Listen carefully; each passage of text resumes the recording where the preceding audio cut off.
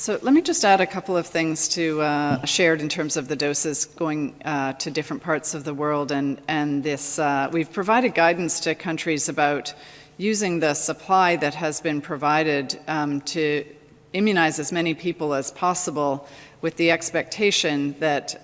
additional supply will be coming in order to provide the second dose. But it really provides an emphasis that I think many people in these press conferences, Maria especially, have just emphasized over and over, that as vaccines are being deployed, this is exactly the time where we need to double down on the non-pharmaceutical interventions, on masking and reducing transmission, because we give the vaccines their best chance of providing that protection and providing protection across the whole of the community, when in addition to scaling up immunity through vaccination, we reduce transmission, which also reduces the likelihood of having emergence of variants that could escape from vaccine-induced immunity. So this is just,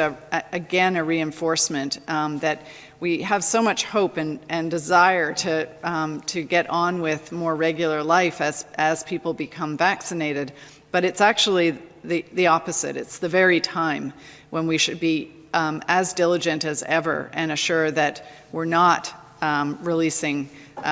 too early those non-pharmaceutical interventions, hand washing, masking, not gathering in large crowds. So I just really want to emphasize that again, and in particular around this issue of supply of second doses. As you know, there are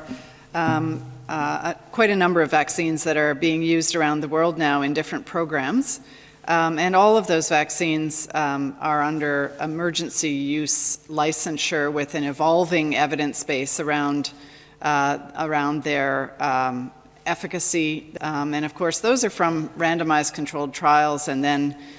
we're also looking at evidence from the routine use of vaccines. And there is a range in the randomized controlled trials of the efficacy of the vaccines. But what's really important to recognize is that the vaccines have all met the benchmark of what WHO established as the minimum criteria for vaccines that would be effective for use to control the pandemic. The second thing to recognize is that when you compare the results of one vaccine against another,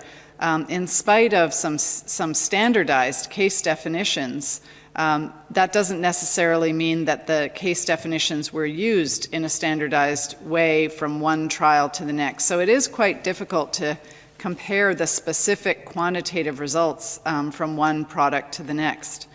And thirdly, the results for just about every one of the vaccines have shown that there's much higher efficacy, the more severe end of the spectrum of disease that is looked at. So each of the vaccines has had very high efficacy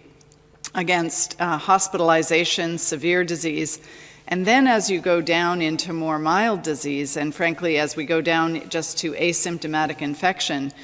for most of the vaccines, the efficacy value goes down. So I think those are some of the sort of main points around caution about comparing across products.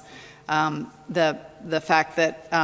we're really looking at products that meet those benchmarks for that WHO set for the performance of the vaccines that would be useful in public health programs, and ongoing learning about how best to use the products that are at hand, with prioritization for healthcare workers and those at highest risk of serious disease, which is really the target for protecting healthcare systems and reducing to the maximum degree possible serious disease and death.